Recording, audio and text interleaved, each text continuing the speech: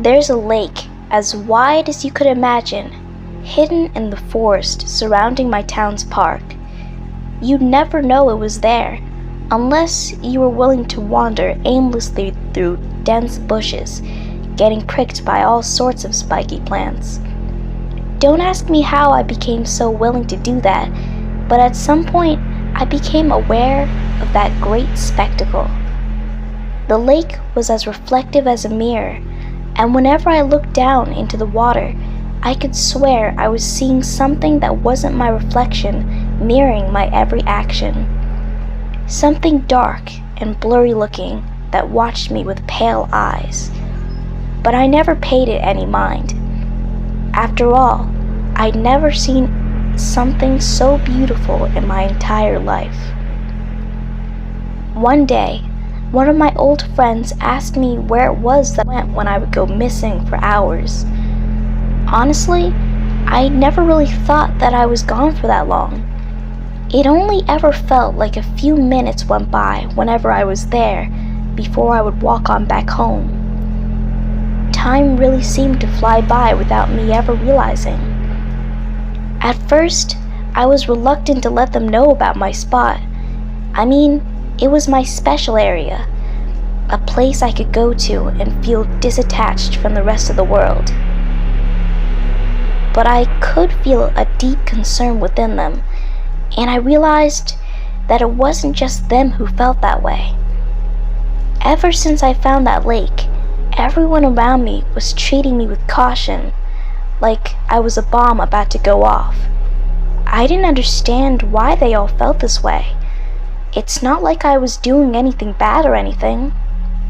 With a deep sigh, I told them to meet up with me once the sun was starting to go down.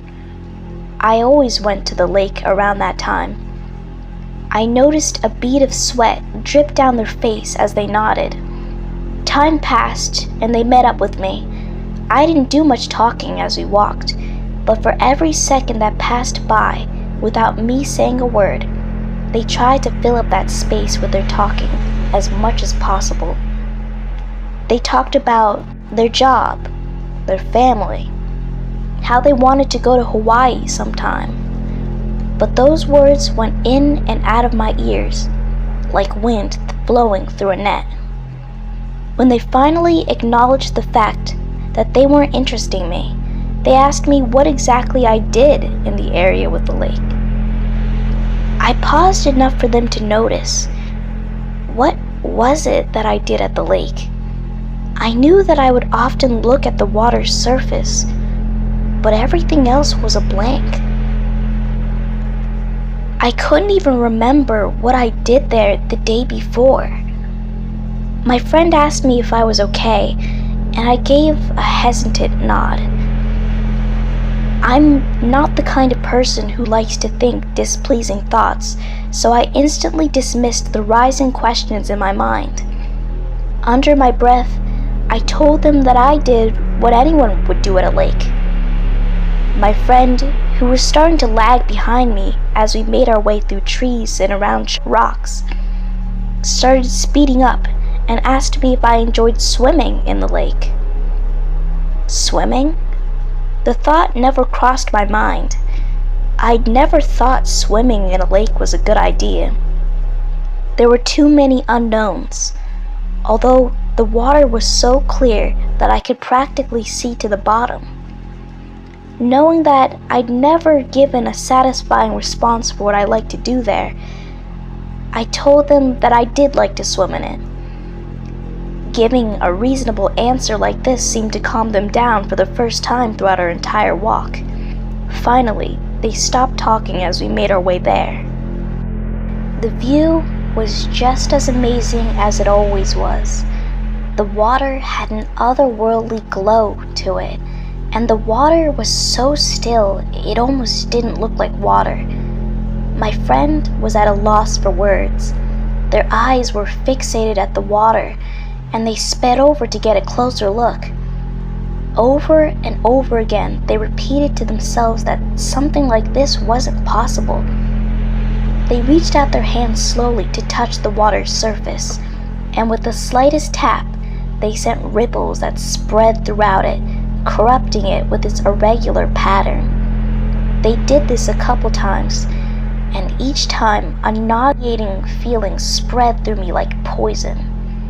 Before I could tell them to stop, they told me they wanted to see how well I could swim, since they'd never seen me swim before. I don't know why, but for some reason I didn't panic, even though I didn't know how to swim. I told them I didn't bring clothes for swimming, but they answered that things like that weren't necessary. In that moment, I had two main options: tell the truth, or proceed with the lie and hope I could pull it off. I was going to tell the truth, but something in the water caught my eye.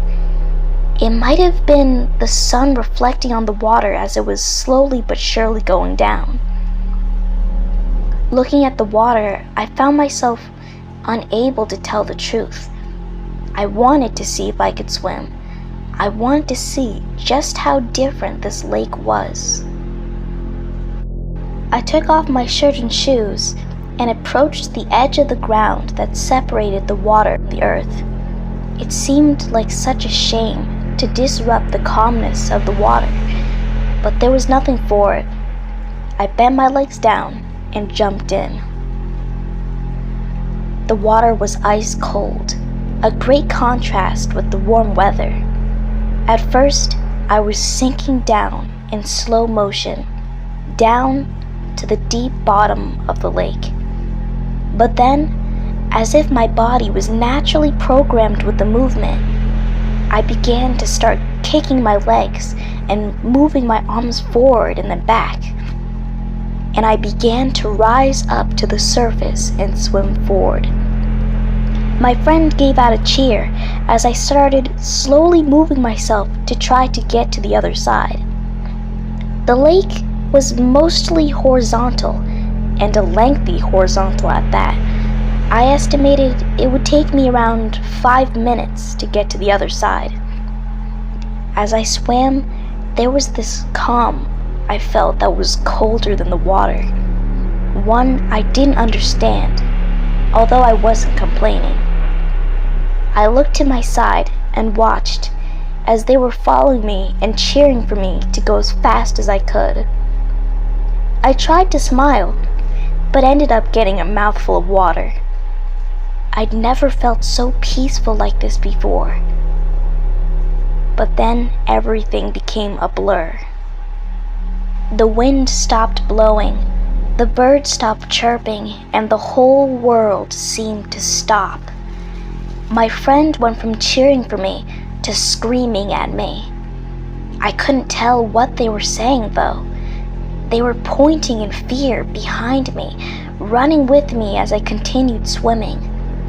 In slow motion, I turned to look behind me, and for the first time that strange calmness gave way to absolute horror.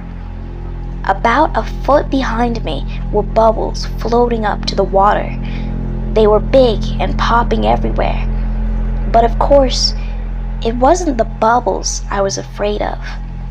Looking through the crystal clear water, I could see a floating figure, a dark entity making its way to me. It was thin and humanoid looking, with eyes as clear as the water. It had no pupils, and its torso was fish-like, if like anything at all.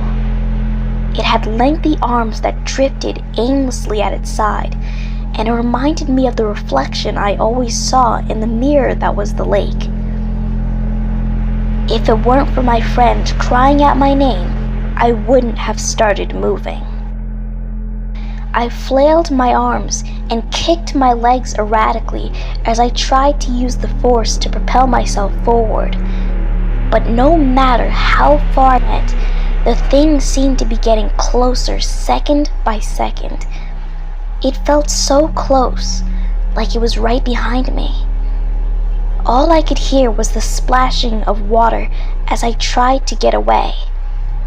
But I could feel it was less than a second from grabbing me.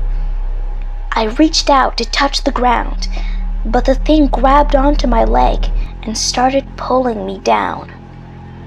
Its grasp was too strong, and there was no fighting it. It pulled down on me as I sunk deeper into the water's abyss. As I lost oxygen, I could feel a chill make its way through my body, starting from my feet on up. I was losing my will to live. But suddenly, I could feel something pulling me up. It pulled, not with as much force as the creature, but it somehow managed to pull me out of the water. I gagged at water as I laid on the ground, gasping desperately for air. My friend rubbed my back, asking if I was okay. The calmness inside me was back. After lying for a minute, we slowly approached the water to see where the creature was. It was gone. The water was calm again, as though nothing ever happened. My friend went to me and said they were glad it left. I guess I felt the same way too. Thinking about it, the way the monster moved, it wasn't like it was swimming through water. It was like a reflection moving through glass. My friend told me that they should leave and never turn again. Without saying anything in response, I watched as they slowly started walking back home. Before I began to walk with them, I once again approached the water's surface. The lake was as reflective as a mirror, and whenever I looked down into the water, I could swear I was seeing something that wasn't my reflection mirroring my every action. Something dark and blurry looking that watched me with pale eyes. But I never paid it any mind. After all, I'd never seen something so beautiful in my entire life. Besides, it would never have its freedom ever again. Hope you enjoy that story, and I'll see you in the next one. See you on the flip side.